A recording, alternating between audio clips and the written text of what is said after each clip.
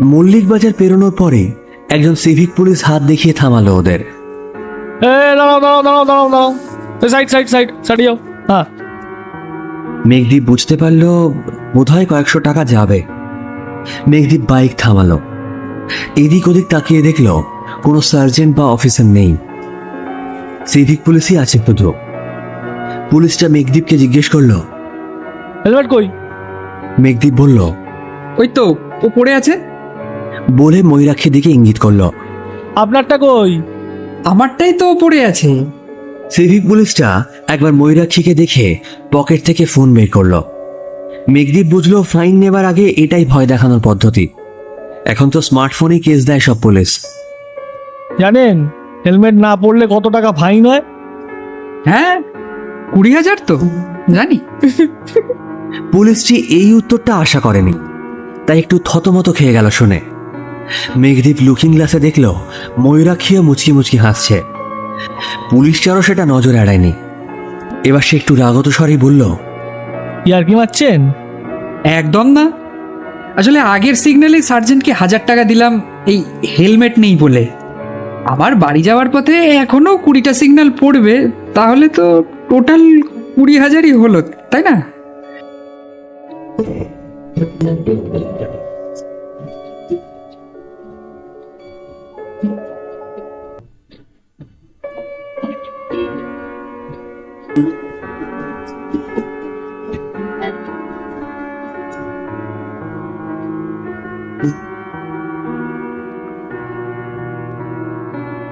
সাহিত্যের বিভিন্ন আঙিনা থেকে বাছাই করে নিয়ে আসা কিছু মণিমাণিক্য দিয়ে তৈরি আপনাদের প্রিয় কাহন। তাই আমি আর যে অর্ণব। আপনারা অনেকেই বলছিলেন কাহনে বড্ড বেশি গোয়েন্দা থ্রিলার ভৌতিক গল্প হয়ে যাচ্ছে, তাই মনে হলো এবার একটু স্বাদ বদল দরকার। আজ কাহনে আপনারা শুনবেন একটি রোম্যান্টিক সাসপেন্স থ্রিলার। হ্যাঁ, প্রেমের আবহে থ্রিলার। এই গল্পে কিন্তু রহস্যও আছে, আর তার সাথে আছে প্রেম। তাই সবাইকে অনুরোধ, গল্পটা প্লিজ শেষ পর্যন্ত শুনে জানাবেন আমাদের কেমন লাগলো আপনার। ভালো খারাপ যাই লাগুক, আপনাদের মতামত কিন্তু আমাদের কাছে খুব গুরুত্বপূর্ণ। আজ কাহন আপনাদের শোনাবে একদিন প্রতিদিন, রচনা এই অধমের।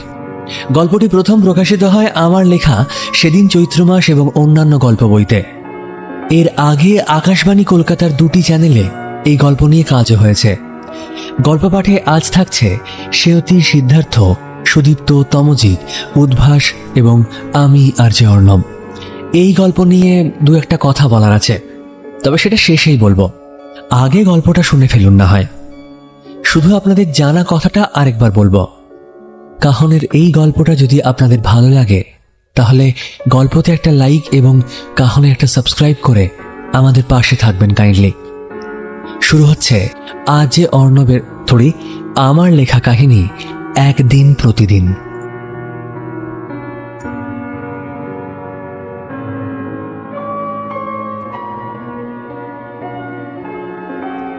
পার্কিং লটে গিয়ে নিজের পকেটে চাবিটা না পেয়ে বেশ অবাক হলো মেঘদীপ। নিজের বাঁ পকেটে ছাড়া আর অন্য কোনো জায়গায়ও বাইকের চাবি রাখে না। তাহলে শপিং মলের মধ্যে কোথাও ফেললো কি? তাহলে তো ভেতরে গিয়ে খোঁজ নিতে হবে। যদি কেউ খুঁজে পেয়ে জমা দিয়ে থাকে তবেই পাওয়া যাবে হয়তো, না হলে যাবে না। না, আর ইচ্ছে করছে না ভেতরে যেতে। তাহলে বাইকটার কি হবে? ও এদিক ওদিক তাকালো। পার্কিং থেকে একটা সুইফট ডিজায়ার বেরোচ্ছে, আর লোক তেমন নেই। সিকিউরিটিকেও চোখে পড়ছে না। হ্যান্ডেল লকটা ভাঙার চেষ্টা করবে কিনা একবার ভাবলো। তারপর কাছে এগিয়ে গিয়ে হ্যান্ডেলটা ধরে টানতে যাবে, এমন সময় একটা আওয়াজে চমকে উঠল। একটু কাছেই কিছু একটা খসখস শব্দ হচ্ছিল বেশ খানিকক্ষণ ধরে, কিন্তু এখন যেন আওয়াজটা আরো কাছে হচ্ছে বলে মনে হচ্ছে। ওর চোখ দুটো আওয়াজকে অনুসরণ করতেই দেখলো একটা মেয়ে হামাগুড়ি দিচ্ছে মাটিতে। পুরোটা স্বাভাবিকভাবেই কুঁচকে গেল মেঘের। এ আবার কেমন পাগল, এখানে কেন হামাগুড়ি দিচ্ছে? অমিতাভ বচ্চনের একটা সিনেমা দেখেছিল পা বলে, তাতে দেখেছিল মানুষ অনেক বড় হয়ে গেলেও বাচ্চাদের মতোই থাকে। এও কি তাহলে তাই? কিন্তু এর মা বাবা কিংবা কোনো আত্মীয় স্বজনকে তো চোখে পড়ছে না আশেপাশে। তারা একে একা একা ছেড়ে দিলই বা কেন? এই যে শুনছেন, আপনি হামাগুড়ি দিচ্ছেন কেন? একটু ভয়ে ভয়ে জিজ্ঞেস করলো মেঘদীপ। মেয়েটা উত্তর দেওয়া দূরে থাক, কানে নিল না ওর কথা। তারপর হঠাৎই কি একটা খুঁজে পেয়ে গিয়ে লাফিয়ে উঠে ছুটে গেল একটা স্কুটির দিকে। ততক্ষণে মেঘদীপের আবার নিজের সর্বনাশটার কথা মনে পড়েছে। মেয়েটার দিক থেকে চোখ ফিরিয়ে ও একবার দেখে নিল চারপাশটা। আজ কেউ নেই মনে হয়। এরপর জোরে হ্যাঁচকা টান দিল ওর বাইকের হ্যান্ডেলে। না, কিচ্ছু হওয়ার নয়। আবার টানলো খুব জোরে। কিছুই তো হচ্ছে না। লোকে বাইক চুরি করে কিভাবে? ও বুঝে গেল এটা হওয়ার নয়। মলের ভেতর একবার খোঁজ নিয়ে যদি পাওয়া যায় ভালো, না হলে ওকে বাইক ফেলেই যেতে হবে। দাদা, আরে এই যে দাদা, এটা কি হচ্ছে? একটা রাগী গলার আওয়াজে পেছনে ফিরে তাকালো মেঘদীপ। সিকিউরিটি গার্ড দাঁড়িয়ে আছে ঠিক ওর পেছনে। মেঘদীপ বলল, আরে দেখুন না, বাইকের চাবিটা হারিয়েছে, কোথাও পাচ্ছি না। আপনি বাইকের হ্যান্ডেল ভাঙার চেষ্টা করছিলেন কেন? আরে কি করব বলুন, চাবি না পেলে কি বাইকটা ফেলে যাবো এখানে? এই, ওসব গল্প অন্য কাউকে দেবেন। আমার 12 বছর চাকরি হয়ে গেল এখানে, সব বুঝি আমি। সিরিয়াস মুহূর্তে অদ্ভুত চিন্তা এবং কথা মাথায় আসে মেঘদীপের। ও বলল, কিন্তু এই মলটা তো এই সবে 3 বছর হলো হয়েছে, আপনি এখানে 12 বছর চাকরি কি করে করলেন? সিকিউরিটি গার্ড লোকটি এবার একটু থতমত খেয়ে গেল প্রশ্নটা শুনে। তারপর খুব রেগে গিয়ে বলল, এই, ভেতরে চল, ভেতরে চল, ম্যানেজারের ঘরে চ। পুলিশ আসলে বাকি কথা হবে। সিসিটিভি ক্যামেরাতে সব রেকর্ড করা আছে। এমন সময় আরেকটা অচেনা গলার আওয়াজ, এবার স্ত্রীলিঙ্গ। Excuse me. কথাটা শুনে আবার পেছনে তাকালো মেঘদীপ। প্রশ্নটা করেছে সেই হামাগুড়ি দেওয়া মেয়েটা, যদিও এখন আর সে হামাগুড়ি দিচ্ছে না। হ্যাঁ হ্যাঁ বলুন। উত্তর দিল ও। মেয়েটি হাতটা সামনের দিকে বাড়িয়ে বলল, এটা কি আপনার? চাবিটা দেখে কি অপরিসীম আনন্দ যে হলো মেঘদীপের, সেটা আমার পক্ষে বলে বোঝানো সম্ভব নয়। খানিকটা ওই কানের সামনে 1 ঘন্টা ধরে ও টুনির মা তোমার টুনি কথা শোনে না গান চলার পর যখন অরিজিৎ সিং এর কোনো মিষ্টি গান বেজে ওঠে, তখন যেমন আনন্দ হয় তেমন আনন্দ। ও আনন্দে উৎফুল্ল হয়ে বলল, হ্যাঁ হ্যাঁ হ্যাঁ, এটাই তো আমার চাবি। কোথায় পেলেন এটা? এই তো আমারটা খুঁজতে গিয়ে পেলাম, এখানেই কোথাও পড়েছিল একটা। হামাগুড়ি দেওয়ার কারণটা এবার পরিষ্কার হলো মেঘদীপের। সবসময় যে ওর কেন আগে অদ্ভুত কারণটাই মাথায় আসে কে জানে। এবার ও সিকিউরিটি গার্ডের দিকে ঘুরে তাকালো। ভাবটা এরকম, কি কাকা, ট্রোল হয়ে গেলে তো তুমি? সিকিউরিটি লোকটা এবার খুব ভদ্রভাবেই বলল, চাবি হারাক আর যাই হোক, গাড়ির হ্যান্ডেল ভাঙার চেষ্টা না করে চাবিটা খুঁজলেই তো পারতেন দাদা। যাই হোক, সরি, কিছু মনে করবেন না। মেঘদীপ মাঝে মধ্যেই ভাবে ওর মাথায় সবার প্রথম ওই অদ্ভুতুড়ে আইডিয়াগুলো কেন আসে, কেন সাধারণ মানুষের মতো ভাবতে পারে না ও। ইস, যদি জানতো তাহলে তো হয়েই যেত।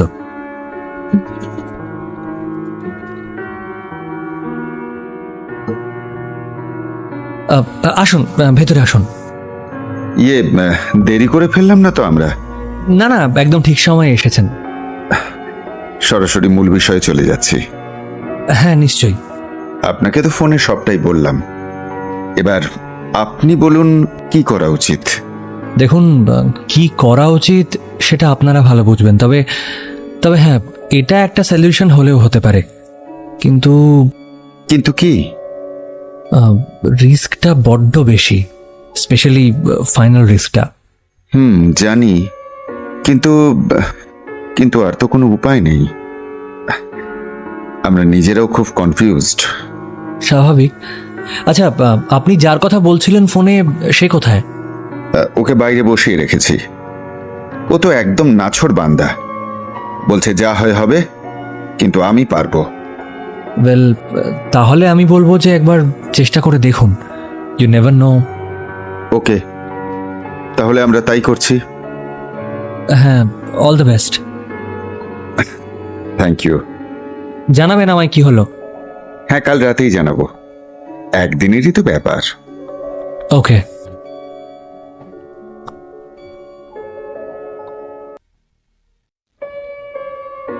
বাইকে স্টার্ট দিয়ে বেরোতে যাবে, হঠাৎ মেঘদীপের খেয়াল হলো ওই মেয়েটার কথা। ওই মেয়েটাও একটা চাবি খুঁজছিল তো। ও কি পেয়েছে চাবিটা? ওই তো দূরে দাঁড়িয়ে আছে মনে হচ্ছে। বাইকটা আবার স্ট্যান্ড করে ওই দিকে এগিয়ে গেল। মেয়েটা ওর পায়ের শব্দ পেয়ে ওর দিকে তাকিয়ে একটা কেমন ম্লান হাসি হাসলো মনে হলো। তাহলে বোধহয় পায়নি চাবি। তাও একবার জিজ্ঞেস করেই দেখা যাক না, ভাবলো মেঘদীপ।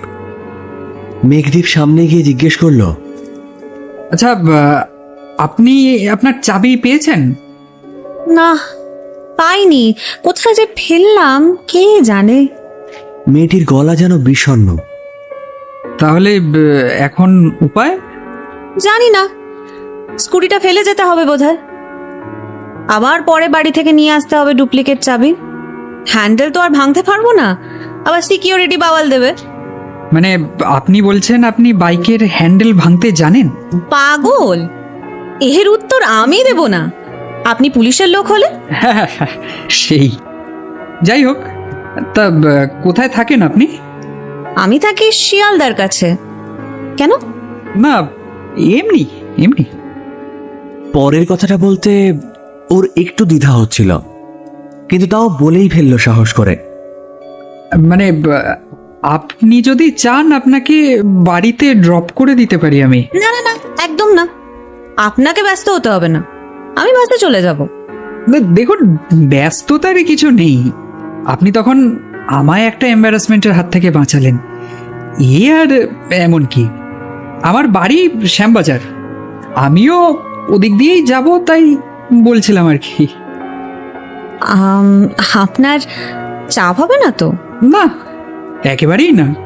তবে তবে না, মানে আমি আজ একটাই হেলমেট নিয়ে বেরিয়েছি, কাজেই পুলিশ ধরলে কেস দিতে পারে। আমার হেলমেটটাও স্কুটির ভেতরে রাখা, চাবি না পেলে ওটাও বের করতে পারবো না। তাহলে কি করবেন বলুন? মেয়েটি এবার একটু ভেবে বলল, ঠিক আছে, চলুন না দেখি, কেউ ধরলে দেখা যাবে। মেঘদীপ বলল, আচ্ছা আচ্ছা, আপনি দাঁড়ান এখানে, তাহলে আমি বাইকটা নিয়ে আসছি। আচ্ছা ঠিক আছে ঠিক আছে। পার্কিং থেকে বেরোবার সময় সেই সিকিউরিটি গার্ডটা একটু অদ্ভুতভাবে তাকালো ওদের দিকে। বোধহয় বোঝার চেষ্টা করছে এরা আগে থেকে একে অপরকে চিনত কিনা। রাস্তায় ওঠার পর মেঘদীপ বলল, এই নিন, আপনি হেলমেটটা পরে নিন। ওকে, থ্যাংক ইউ। আর আপনি? আমার আর ইচ্ছে করছে না, এমনিও হেলমেট পরতে খুব একটা ভালো লাগে না। না, এটা কিন্তু একদম ঠিক না, হেলমেট না পরে চালাবেন না। হ্যাঁ, কলকাতা পুলিশও তাই বলে, তবে এটা বলার জন্য ওরা টাকা নেয় আর কি। ঠিকই করে, সেই ভয়ে হেলমেট পরে অন্তত কয়েকটা দুর্ঘটনা তো এড়ানো যায়। আগের মাসে সল্টলেকে কেমন দুর্ঘটনা হলো, ফুটেজটা দেখেননি? মেঘদীপ আর কিছু বলল না, কারণ ও জানে এই তর্কে ও ভুল দিকে রয়েছে। মেয়েটি আর কিছু না বলে হেলমেটটা ততক্ষণে পরে নিয়েছে। একটু পর নীরবতা ভাঙল মেয়েটি নিজেই। Oh, I am Mayurakshi, by the way. Oh right, আমি মেঘদীপ। বাহ, বেশ ভালো নাম তো। কি করেন? মেঘদীপ একবার ভাবার চেষ্টা করলো কি করেও, তারপর মনে পড়লো কিছুই তো করে না। চাকরির পরীক্ষার প্রিপারেশন নিচ্ছে আর পাড়ার ওই কয়েকটা বাচ্চাকে টিউশন পড়ায়। কিন্তু সেটা কি আর বলা যায়? তাহলে কি বলবে? তা আজ শপিং মলে? পুজো শপিং নাকি? মেয়েটা আবার নিজেই জিজ্ঞেস করলো। না, আসলে বোনের একটা জিন্স বদলাতে এসেছিলাম আর কি। ও আচ্ছা আচ্ছা। আজ আকাশটা মেঘলা ছিল সকাল থেকেই। ওরা যখন শিয়ালদা পৌঁছলো তখন খুব হাওয়া দিচ্ছে। বাইকের পেছনে বসে থাকা অচেনা মেয়েটি রাস্তা চিনিয়ে নিয়ে যাচ্ছে মেঘদীপকে। মেঘদীপের একবার মনে হলো মেয়েটাকে আগে বোধহয় কখনো দেখেছে ও, কিন্তু কোথায় দেখেছে সেটা কিছুতেই মনে করতে পারছে না। মল্লিক বাজার পেরোনোর পরে একজন সিভিক পুলিশ হাত দেখিয়ে থামালো ওদের। এ দাঁড়াও দাঁড়াও দাঁড়াও দাঁড়াও দাঁড়াও, সাইড সাইড সাইড সাইড যাও। হ্যাঁ, মেঘদীপ বুঝতে পারলো বোধহয় কয়েকশো টাকা যাবে। মেঘদীপ বাইক থামালো, এদিক ওদিক তাকিয়ে দেখলো কোনো সার্জেন্ট বা অফিসার নেই, সিভিক পুলিশই আছে শুধু। পুলিশটা মেঘদীপকে জিজ্ঞেস করলো। হেলমেট কই? মেঘদীপ বলল, ওই তো ও পড়ে আছে। বলে ময়ূরাক্ষীর দিকে ইঙ্গিত করলো। আপনারটা কই? আমারটাই তো ও পড়ে আছে। সিভিক পুলিশটা একবার ময়ূরাক্ষীকে দেখে পকেট থেকে ফোন বের করলো। মেঘদীপ বুঝলো ফাইন নেবার আগে এটাই ভয় দেখানোর পদ্ধতি। এখন তো স্মার্টফোনেই কেস দেয় সব পুলিশ। সিভিক পুলিশটা ফোনের দিকে তাকিয়েই বলল, জানেন হেলমেট না পরলে কত টাকা ফাইন হয়? হ্যাঁ, 20,000 তো জানি। পুলিশটি এই উত্তরটা আশা করেনি, তাই একটু থতমত খেয়ে গেল শুনে। মেঘদীপ লুকিং গ্লাসে দেখল ময়ূরাক্ষীও মুচকি মুচকি হাসছে।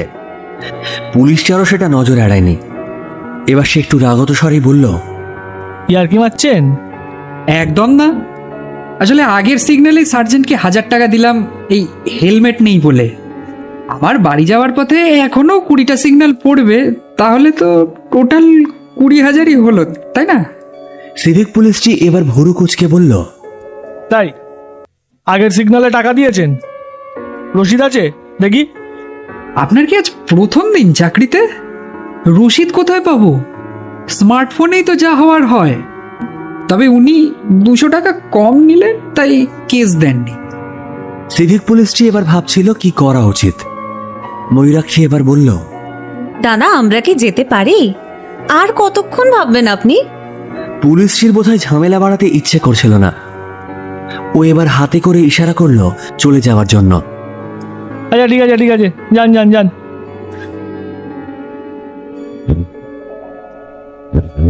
ওই সিগন্যালটা পেরোতেই ময়ূরাক্ষী বলল, আপনি বাঁ দিকের গলিটা দিয়ে চলুন তো, না হলে প্রত্যেকটা সিগন্যালে পুলিশ আটকাবে। কিন্তু আমি তো রাস্তা চিনি না ওদিকে। আরে আমি চিনি, চলুন না। মেঘদীপ পাশের গলিতে গাড়ি ঢুকিয়ে দিল। ওরা যখন মেয়েটার বাড়ির কাছে পৌঁছলো তখন বিকেল হয়ে গেছে। ময়ূরাক্ষী ডাকলো ওকে। আপনি আপনি ভেতরে আসুন না। না ঠিক আছে, আমি বরং যাই আজ। ও যাবেন? আচ্ছা ঠিক আছে। মেঘদীপের একটা খুব বাজে স্বভাব, নিজের ইচ্ছেটা ও কখনো প্রকাশ করতে পারে না। সেটার জন্য অনেক স্যাক্রিফাইস করতে হয় ঠিকই, তাও পারে না ও। আজকেই এরকমই একটা ইচ্ছের কথা মুখ ফুটে বলতে না পেরে ও বাইকটা ঘুরিয়ে নিল। স্টার্ট দেওয়ার ঠিক আগেই আরেকবার ডাকলো Mayurakshi. Excuse me.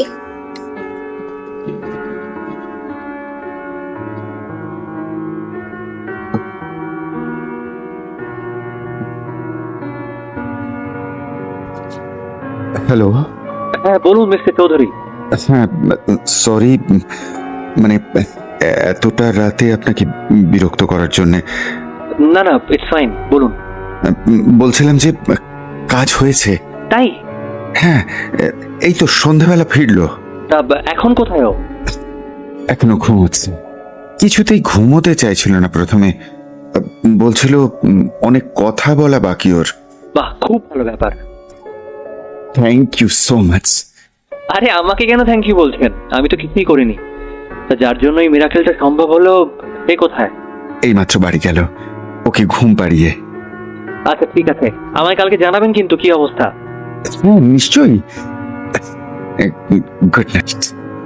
Good night.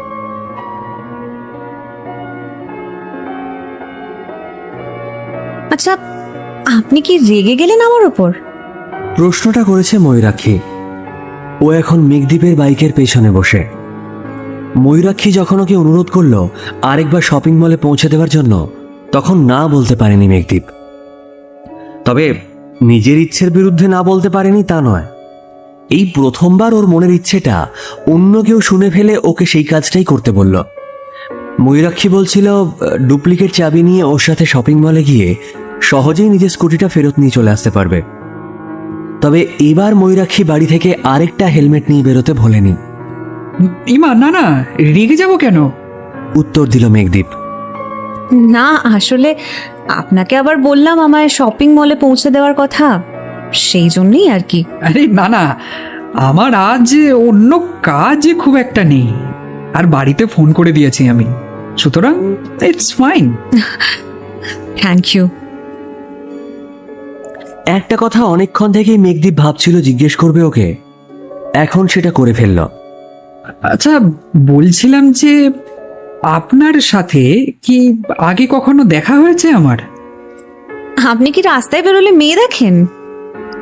পাল্টা প্রশ্নে একটু থতমত খেয়ে গিয়েছিল মেঘদীপ। তারপর কয়েক সেকেন্ড একটু নিজেকে সামলে নিয়ে বলল, হ্যাঁ, ভালো দেখতে হলে দেখি। তা আমি কি ভালো দেখতে? এই রে, এই প্রশ্নের কি উত্তর হয়? ভালো তো দেখতে, মানে রীতিমতো ভালো দেখতে, কিন্তু সেটা বললে যদি আজে বাজে কিছু ভেবে বসে তাহলে তো পুরো কেস। মেঘদীপ কিছু বলার আগেই মেয়েটি আবার বলল, বুঝে গেছি। কি বুঝে গেছে? এই যে মৌনতা, মৌনতাই তো সম্মতির লক্ষণ। ও আচ্ছা, না মানে আসলে কি বললে ব্যাপারটা অকওয়ার্ড হবে না সেটাই ভাবছিলাম। বুঝলাম, সামনে তাকান, লুকিং গ্লাসে আমার মুখ দেখতে হবে না। মেঘদীপ আবার অপ্রস্তুতে পড়ে গেল। ও আমতা আমতা করে বলতে গেল, ইয়ে ইয়ে ইয়ে না মানে আমি আসলে মানে গাড়ি আসছে কিনা দেখছিলাম। আরে ঠিক আছে ঠিক আছে, চিল, মুখই তো দেখছিলেন, এত ভাববেন না। শপিং মলের পার্কিং লটে ঢোকার সময় ওরা দেখল সেই সিকিউরিটি গার্ডটা এখনো ভুরু কুচকে তাকিয়ে আছে ওদের দিকে। মেয়েটা স্কুটির ঠিক পাশে গিয়ে বাইক থামালো মেঘদীপ। বাইক থেকে নেমে নিজে স্কুটিতে বসলো ময়ূরাক্ষী। মেঘদীপ বুঝলো ওর কাজ শেষ হয়েছে, আর ও চাইলেও ময়ূরাক্ষীর সঙ্গে থাকতে পারবে না, কারণ এইবার ব্যাপারটা হয়তো গায়ে পড়া মনে হবে। ময়ূরাক্ষী বলল, যাক, আপনার দায় মিটলো তাহলে। দিতে দায়ের কি আছে? একটা কথা বলি, যদি কিছু মনে না করেন। হ্যাঁ বলুন না, মনে করব কেন? না আসলে আরে বলুন বলুন, আপনি বড্ড বেশি ভাবেন। মেঘদীপ একটু ইতস্তত করল, তারপর বলল, হ্যাঁ, আসলে আমার না খুব খিদে পেয়েছে, তাই বলছিলাম একসাথে কোথাও খেলে হয় না?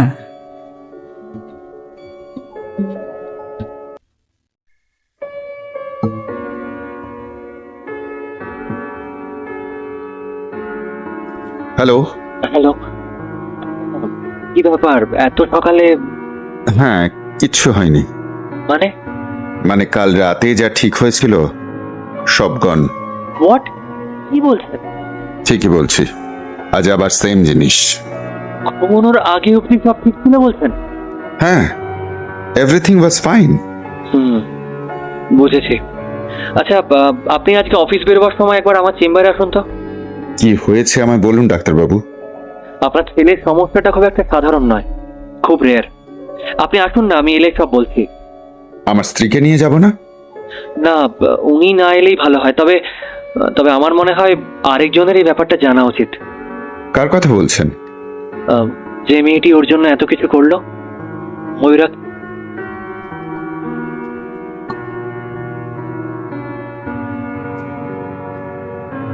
চারিদিকে প্রচুর মানুষের কলকাকলি শোনা যাচ্ছে। তা সত্ত্বেও যেন একটা বিশ্রী নীরবতা জায়গা করে নিয়েছে ওদের টেবিলে। পিৎজা বানাতে আজ বড্ড বেশি সময় নিচ্ছে ডমিনোজ, সেটা হয়তো পুজোর এই অদ্ভুত ভিড়ের জন্য। অদ্ভুত লাগে মাঝে মাঝে মেঘদ্বীপের। দুর্গাপুজো হোক বা ক্রিসমাস, এই লোকগুলোর কখনোই ক্লান্তি নেই। নতুন নতুন জামা পরে সঙের মতো বেরিয়ে পড়ে ঘুরতে। জয় বাঙালি। আপনি আমাকে বিশ্বাস করেন? হঠাৎ ময়ূরাক্ষীর এই প্রশ্নে বাস্তবে ফিরে এলো মেঘদীপ। মানে বুঝলাম না। মানে ডু ইউ বিলিভ মি? আপনি কি আমায় বিশ্বাস করেন? কিছু মনে করবেন না, কিন্তু আমি আজকের আগে আপনাকে চিনতামও না। মানে এরকম অদ্ভুত প্রশ্ন। কারণ আছে তাই বললাম, উত্তর দিন না। Token number 187। কাউন্টার থেকে ডাক এলো ওদের। মেঘদীপ উঠে আনতে গেল পিৎজাটা। ময়ূরাক্ষী রুমাল দিয়ে একবার মুছল নিজের কপালটা। এসিতে বসেও ওকে ঘাম দিতে শুরু করেছে। পিৎজা নিয়ে আসার পর মেঘদীপ বলল, হঠাৎ বিশ্বাস অবিশ্বাসের প্রশ্ন কেন আসছে? আজকে খাওয়া হয়ে যাওয়ার পর আপনাকে এক জায়গায় যেতে বলবো আমার সাথে, এই পাশেই। যাবেন একবার? হ্যাঁ, সে যাব না কেন? সারাদিন একসাথে কাটালাম, এইটুকু বিশ্বাস করতেই পারি। তা কোথায় যাব আমরা? গেলে দেখতে পাবেন, বাইকটা নিয়ে বেরোবেন। ঠিক আছে, আর আপনার ওই স্কুটিটা? ওটা পরে নিয়ে যাব। আচ্ছা, ঠিক আছে। মেঘদীপের একটু অবাক লাগলো মেয়েটির এহেন আচরণ দেখে। ও খেয়াল করল ময়ূরাক্ষীর খাবারের দিকে মন নেই। ও বারবার ঘড়ি দেখছে। খুব নার্ভাস কি? পিৎজার শেষ ক্রাস্টটা মুখে দেওয়ার পরেই চেয়ার থেকে উঠে পড়ল ময়ূরাক্ষী। ব্যস্ত সমস্ত হয়ে বলল, চলুন। মেঘদীপ এবার হেসে বলল, ব্যাপার কি বলুন তো? চলুন প্লিজ, গেলেই বুঝতে পারবেন।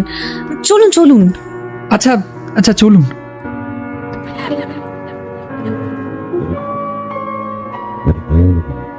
বাইক নিয়ে ওরা যখন বেরোলো তখন বাজে প্রায় 9:30। মলের পাশেই একটা গলির মধ্যে ময়ূরাক্ষী নিয়ে গেল মেঘদীপকে। মেঘদীপ বলল, এবার এবার সোজা চালান, কোনো প্রশ্ন করবেন না প্লিজ। মেঘদীপ দেখল ময়ূরাক্ষী ফোনটা বের করে কাউকে একটা ফোন করলো, কিন্তু কথা না বলেই কেটে দিল। মিস কল দিল কি? মেঘদীপ আর প্রশ্ন করল না। তবে এবার ওর একটু ভয় লাগছে। মেয়েটাকে ও চেনে না। আজকের আগে কখনো ওর সাথে দেখা হয়েছে কিনা সেটাও জানে না। এটাকে ঠিক করলো যদি এখন কোনো বাজে জায়গায় ও ফেসে যায়। এসব ভাবতে ভাবতেই অন্ধকার গলির মধ্যে দিয়ে সোজা চালিয়ে নিয়ে গেল বাইক। কিছু দূর যাওয়ার পরে একটা আলোতে চোখ ধাঁধিয়ে গেল ওর। একটা ট্রাক আসছে ঠিক সামনেই। একটু বাইকটা আস্তে করলো মেঘদীপ।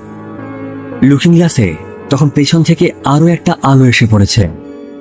স্করপিও আসছে একটা। গলিটা এতটাই সরু যে সাইডে যাওয়ার কোনো উপায় নেই। গাড়িটা থামিয়ে দিল মেঘদীপ। ময়ূরাক্ষী বলল, কি হলো, থামলেন কেন? মেঘদীপ বলল, আরে সামনে পেছনে দুদিকেই গাড়ি, আমি কোন দিক দিয়ে যাব? লরিটা এবং স্করপিওটা তখন কিন্তু খুব সামনে চলে এসেছে, কিন্তু স্পিড কেউ কমাচ্ছে না। মেঘদীপ বুঝতে পারল না ব্যাপারটা ঠিক কি ঘটছে। ময়ূরাক্ষী বাইকে বসে থাকা অবস্থাতেই কাঁচটা ধরল মেঘদীপের। তারপর কানের কাছে মুখ নিয়ে গিয়ে বলল, I am really sorry. Sorry for what? আর কোনো উপায় ছিল না, আমায় ক্ষমা করে দিস। মানে কি? তুই ক্ষমা? এসব কি বলছে মেয়েটা? লরিটা তখন ওদের খুব সামনে চলে এসেছে। সরার জায়গাও নেই কোনো দিকে। মেঘদীপ বাইক থেকে নামতে গেল তাড়াতাড়ি করে, কিন্তু পারল না, কারণ ওকে শক্ত করে ধরে রেখেছেন ময়ূরাক্ষী। প্রচন্ড জোরে হর্ন দিতে দিতে দুটো হেডলাইটের আলোয় মেঘদীপের চোখ বন্ধ হয়ে গেল। সাথে সাথেই শুরু হলো মাথায় তীব্র যন্ত্রণা।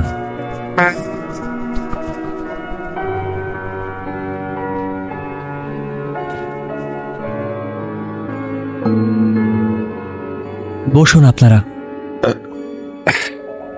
এবার বলুন ডাক্তারবাবু, কি হয়েছে ওর? কি হয়েছে সেটা তো আপনি জানেনই। অ্যাক্সিডেন্টের পরেই মেঘদীপের মেমোরি লস হয়। গত কয়েক বছরের কোনো স্মৃতি ওর নেই। তবে লং টার্ম স্মৃতি, মানে ওকে কি করে, আপনারা কারা, এসবই ও জানে। তবে যেহেতু ময়ূরাক্ষীর সাথে ওর আলাপ 2 বছর আগে, সেই জন্যই ওর কথাও ভুলে গেছে। হ্যাঁ, সেটা তো জানি, কিন্তু কাল রাতে হ্যাঁ জানি, আপনি তো বললেন ফোনে যে কাল রাতে ওর সব মনে পড়ে গিয়েছিল। তাহলে আবার ভুলে গেল কিভাবে? দেখুন, অ্যামনেশিয়া বিভিন্ন রকমের হয়। আমার অ্যানালিসিস হচ্ছে ওর যে অ্যামনেশিয়াটা তার নাম অ্যান্টেরোগ্রেড অ্যামনেশিয়া। সাধারণ অ্যামনেশিয়া সব লক্ষণই এতে থাকে, কিন্তু এক্ষেত্রে পেশেন্টের নতুন মেমরি তৈরি করার ক্ষমতা থাকে না। রোজ রাত্রে ঘুমোলেই সব আগের দিনের ঘটনা পেশেন্ট ভুলে যায়। কিন্তু ডাক্তারবাবু, এর কোনো সলিউশন নেই? নেই বলবো না, আবার আছেও বলবো না। কাল রাত্রে যেভাবে ওকে জার্ক দিলেন আপনারা, ওরকম একটা ফেক অ্যাক্সিডেন্টের মাধ্যমে এরকম ধাক্কা খেলে ওর হয়তো সব মনে পড়বে, কিন্তু ঘুমানোর পর আবার সেটা থাকবে কিনা সেটা আমার পক্ষে বলা সম্ভব নয়। হয়তো এভাবেই হঠাৎ একদিন দেখবেন যে ওর নতুন স্মৃতি তৈরি করার ক্ষমতা শুরু হয়েছে। সেটা 10 দিনেও হতে পারে, 10 বছরেও হতে পারে, আবার নাও হতে পারে।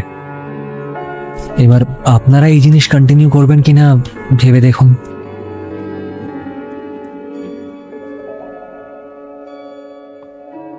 মেঘদ্বীপের ঘরের বড় ঘড়িটায় ঢং ঢং করে 11টা বাজল। এই একটু আগেই মা বাবা বোন পাশের ঘরে গেছে। ঘরে তখন ও ছাড়া আর একটি প্রাণী রয়েছে, ময়ূরাক্ষী। কিছুক্ষণ দুজনে চুপ থাকার পর প্রথম নীরবতা ভাঙল মেঘদ্বীপ নিজেই। বলল, আজকে নিয়ে কতদিন হলো? ছাড় না এসব কথা। বল না। 7 মাস হবে। 7 মাস ধরে তুই তুই তুই রোজ কিভাবে? আর কথা বলতে পারল না মেঘদ্বীপ। গলা ভেঙে এলো ওর। চোখের কোণটা চিকচিক করছে ওর। সবটা কেমন যেন ঝাপসা দেখাচ্ছে। ওর হাতের উপর হাত রাখলো ময়ূরাক্ষী। বলল, আরে কি পাগল, কাঁদছিস কেন? কিচ্ছু বলতে পারল না মেঘদ্বীপ। শুধু চোখ থেকে জল গড়িয়ে পড়ল ওর। হাতে করে চোখের জল মুছিয়ে দিল ময়ূরাক্ষী। মেঘদ্বীপ জিজ্ঞেস করল, কেন কেন কি কেন? কেন এরকম করছিস তুই? তোর তোর সামনে একটা গোটা জীবন রয়েছে, কেরিয়ার রয়েছে। You can move on. বোকা বোকা প্রশ্ন করিস না তো। আই লাভ ইউ শুনতে ইচ্ছা হলে সোজাসুজি বল। কেন ইয়ার্কি মারছিস? বল না প্লিজ, সত্যি করে বল। সত্যিই জানতে চাস? হ্যাঁ চাই, বল। আরে তোকে বিয়ে করে সব সম্পত্তি ভাবছি নিজের নামে করে নেব। তোর তো কিছুই মনে থাকবে না। ভালোই হবে বল। ময়ূরাক্ষী, ভালো লাগছে না। Please please stop this. আচ্ছা বাবা ঠিক আছে, জোকও নিতে পারিস না সত্যি। আচ্ছা আচ্ছা, আমার একটা কথা রাখবি? হ্যাঁ রাখতেই পারি, কিন্তু তাহলে তোকেও কিন্তু ঘুমোতে হবে। কিন্তু কিন্তু ঘুমোলেই তো আমি। জানি, তাও ঘুমোতে হবে। যদি ঘুমোস তবেই কথা রাখবো। আচ্ছা আচ্ছা, তাই হবে। তুই যদি কথা রাখিস তবেই ঘুমোবো। ডান। এবার বল। মেঘদ্বীপ খুব জোরে একটা নিঃশ্বাস নিল। কাল থেকে আর করিস না এরকম। শুধুমাত্র কয়েক ঘন্টা আমি আমার সব স্মৃতি ফেরত পাবো বলে তুই তো সারা জীবনটা নষ্ট করিস না, প্লিজ প্লিজ। ময়ূরাক্ষী কিছুক্ষণ চুপ করে তারপর বলল, ঠিক আছে তাই হবে। প্রমিস? একদম পাক্কা। তুই ঘুমো তাহলে। আচ্ছা, আর একটা কথা। আবার কি? I love you. And I love you too. চল, গুড নাইট। লাইট বন্ধ করে ঘর থেকে কিছুক্ষণের জন্য বেরিয়ে গেল ময়ূরাক্ষী।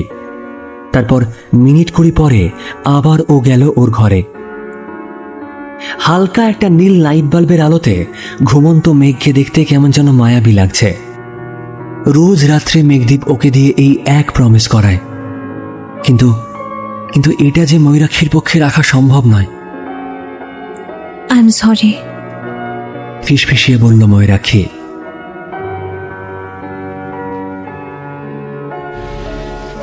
সরি? সরি কিসের জন্য? বাইক চালাতে চালাতেই প্রশ্নটা করল মেঘদীপ। এই যে আমাকে আবার শপিং মলে পৌঁছে দিতে বললাম সেই জন্য? আরে না না, আমার আজ যে অন্য কোনো কাজ যে খুব একটা নেই, আর বাড়িতেও ফোন করে দিয়েছি, সুতরাং ইটস ফাইন। Thank you. একটা কথা অনেকক্ষণ থেকেই মেঘদীপ ভাবছিল জিজ্ঞেস করবে ওকে, এখন সেটা করে ফেলল। আচ্ছা, বলছিলাম যে আপনার সাথে কি আগে কখনো দেখা হয়েছে আমার? আপনি কি রাস্তায় বেরোলে মেয়ে দেখেন? জিজ্ঞেস করলো ময়ূরাক্ষী।